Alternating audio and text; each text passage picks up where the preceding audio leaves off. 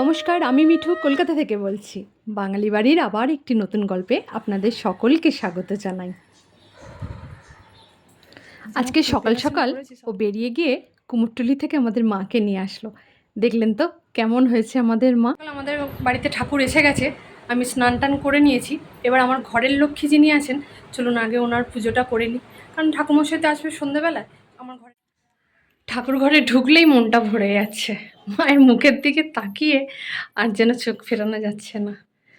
কি সুন্দর হয়েছে যে মায়ের মুখটা, মানে ভাবা যাচ্ছে না একেবারে। আমার তো ভীষণ সুন্দর লেগেছে।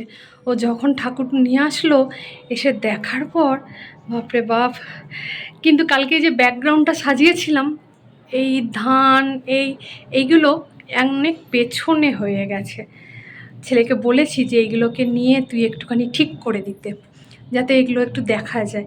পুরো ওই জায়গাটা পুরো এইখানকার এই ধানটা আছে, এই ধানটা পেছনে হয়ে গেছে। এইটা একটুখানি সাইড করে দিলে ভালো লাগবে। চলুন আমার ঘরের ঠাকুরের আগে পুজো করে নিই, তারপর আপনাদের মনে আছে। এই দেখুন, আমার ঘরের মা লক্ষ্মীর জন্য এই জামদানি শাড়িটা নিয়েছি, শাড়ি টাইপের নিয়েছি, ঘাগরা নিয়ে নিই।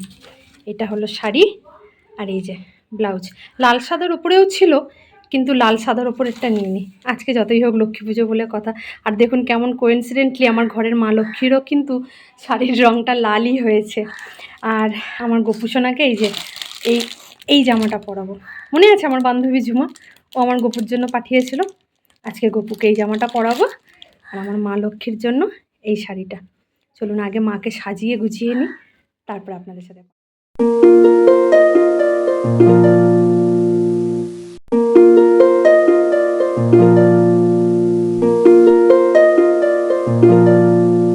একটা হার ছিল, ভাবলাম মাকে একটু পরিয়ে দিই, আজকে পুজোর দিন বলে কথা। আগের বাড়ির লক্ষ্মী ঠাকুর আমার যে ছিলেন, ওনার কাছে পরানো ছিল, ওনার গলায় পরানো ছিল। আজকে আমার ঘরের মাকে সাজানো হয়ে গেছে। ওই লাল জামদানি শাড়ি, আমার ওই হার, দুটো হার পরিয়ে মাকে সাজিয়ে দিয়েছি। এবার মাকে সিংহাসনে বসাই, মায়ের ঘট স্থাপন করি। এখানে পুজো আমার মোটামুটি কমপ্লিট। এরপরে যেতে হবে রান্নাঘরে। এই যে রান্নাঘরে চলে এসেছি, ইনি হলেন আমার মা।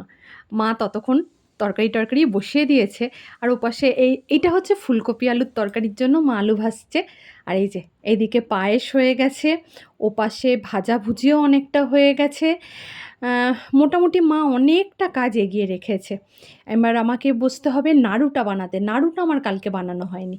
আর এই যে আমি এখানে নারকেল কুটতে বসে পড়েছি, নারকেল কোড়া হয়ে গেলে তারপরে নাড়ুটা বানাবো। আর এপাশে তরকারিও প্রায় হয়ে এসছে, শেষের মুখে। তরকারি হয়ে গেছে, আর একটু ধনেপাতা দিয়ে দেবো, ব্যাস তরকারি কমপ্লিট। আর লুচি ভাজাটা বাকি আছে, লুচিটা পরে ভাজবো। আর এরপরে রেডি হব, স্নান করব আবার একবার। পুরো বিধ্বস্ত অবস্থা হয়ে গেছে, যে স্নান করব, তারপরে রেডি হব, তারপরে যাব ঠাকুর ঘরে। কারণ এবারে ঠাকুরমশাই আসবে আমাদের মোটামুটি 10টার সময়। তার আগে সব কিছু প্রিপারেশান করতে হবে। এবার ওগুলোরও তো একটু টাইম টেকিং ব্যাপার। যাই হোক, চলুন রান্নাবান্নাটা কমপ্লিট করি, দিয়ে রেডি হই, তারপর আপনাদের সাথে আবার কথা। এই দেখুন, আপনাদের বললাম রান্না প্রায় হয়ে গেছে, কিন্তু আমার নাড়ুটাই তো করা হয়নি। এখন নাড়ুটা করা বাকি আছে। এই যে নাড়ুটা করে নিলেই হয়ে যাবে। এবারে জানেন, আমি না গুড়টা ভুল করে সাদা গুড় নিয়ে চলে এসেছিলাম। আর এই যে ঠাকুর ঘরে চলে এসেছি, কিছুটা কাজ তো এগিয়ে রাখি। ঠাকুরের এই যে গোছাগুছি করতে চলে এসেছি, একটুখানি আলপনাও বাকি ছিল, ঠাকুরের সামনে আলপনাটা দিয়ে নিলাম। আর এই যে গোছাগুছি মোটামুটি প্রায় করেই ফেলেছি বলতে গেলে। রাত দেখতে দেখতে রাত অনেকটাই হয়ে গেছে, আর কিছুটা বাকি আছে। ডবল ডবল খাটনিতে থেকে একবারে হয়ে যাবে, সেটা বেশি ভালো না। ওর জন্য আলতা সিঁদুর নিয়েছি, এটা মাকে আমরা অর্পণ করব। আর এটা নিয়েছি আমাদের নারায়ণকে দেওয়ার জন্য। এখানে আমি বসে পড়েছি, আর অল্প কিছু কাজ বাকি আছে সেটুখানি গোছানোর জন্য। পুরোটা গুছিয়ে রাখলে সুবিধা হয়। ও আচ্ছা, দেখাই আপনাদেরকে, এ হলো আমার যা সৌমিতা, ও এসে গেছে। প্রতি বছর প্রায় বলতে গেলে আমার ঘরের নারায়ণের সিন্নিটা ওই মাখে। ওর হাতে না সিন্নিটা বেশ ভালোও হয়, আমিও করি। এই যে আমি নারকেলটা কুড়ে দিচ্ছি, ও এখন কোনো কথা বলতে পারছে না, এই যে মুখ টিপে টিপে হাসছে দেখেছেন, ওকে হাসানোর চেষ্টা করা হচ্ছে, কিন্তু যেহেতু এখন নারায়ণের সিন্নি মাখা হচ্ছে সেই জন্য তো ও কোনো কথা বলতে পারবে না। পাশে কিন্তু ভাই বসে আছে মানে আমার দেওর আর কি, ও ভীষণ পরিমাণে হাসাচ্ছে ওকে, কিন্তু ওই যে ও হাসছে না, কোনো কথাও বলছে না, নারায়ণের সিন্নি বলে কথা। এপাশে সিন্নি প্রায় কমপ্লিট, আমার যা সিন্নি মেখে দিয়েছে, আর ওপাশে আমার গোছাগুছিও প্রায় হয়েই গেছে, ঠাকুরমশাই আসার সময়ও হয়ে গেল, অনেকটা রাত হয়ে গেছে, প্রায় এখন 9:30 মতো বেজে গেছে। এই যে আমার গোছাগুছি কমপ্লিট, তবে হ্যাঁ ঠাকুরের ভোগটা আনতে হবে। এই যে চলে এসেছি রান্নাঘরে, ঠাকুরমশাই আমার চলেও এসেছেন, এবার ঠাকুরের কাছে ভোগটা দিয়ে দিই আমি, দিয়ে তারপরে আমি রেডি হব। ঠাকুরমশাই ততক্ষণ করুক, একটু যতটা পারেন উনি গোছাগুছি করুক, ঠাকুরমশাই ততক্ষণ গোছাগুছি করুক, আপনারা দেখে নিন আমি কেমন করে সাজিয়েছিলাম। এই যে আলপনা দিয়েছিলাম আমি আমার ছোটো ছেলে মিলে, এরকমভাবে আমরা বাড়ি সাজিয়েছি। আপনারা দেখুন, আমি ততক্ষণে গিয়ে ঝট করে রেডিটা হয়ে আসি। অনেক বেলা হয়ে গেল, এখনও পর্যন্ত ঠাকুর ঘরে ঢুকতে পারছি না, রেডি হয়ে নি ততক্ষণ আপনারা আমাদের এই আলপনা।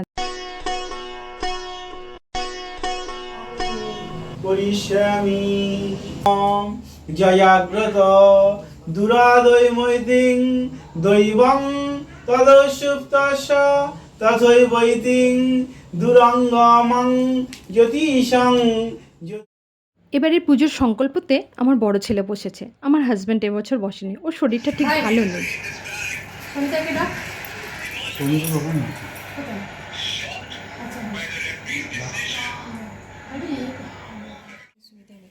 মায়ের আরতি প্রায় কমপ্লিট হয়ে গেছে। জানেন, সারা বছর এই দিনটার জন্য আমি প্রচণ্ড পরিমাণে অপেক্ষা করে থাকি। মনে হয় মাকে বাড়িতে নিয়ে এসে কতক্ষণে মায়ের কেমনভাবে মায়ের সেবা করব।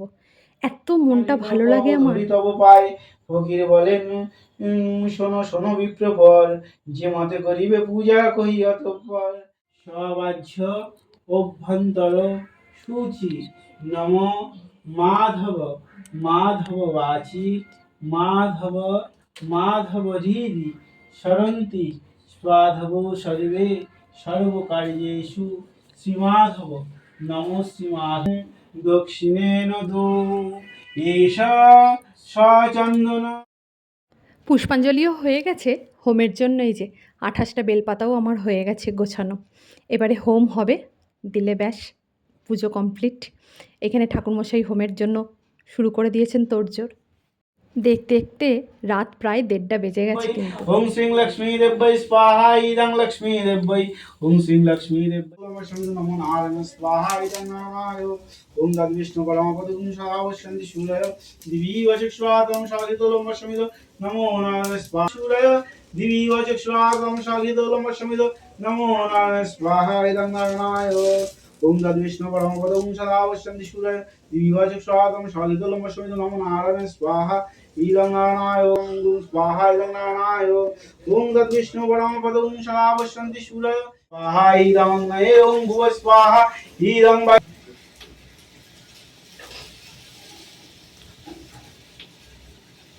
ওম বৈষ্ণব যাদব বেদ গহিতাক্ষ সর্বজ্ঞান।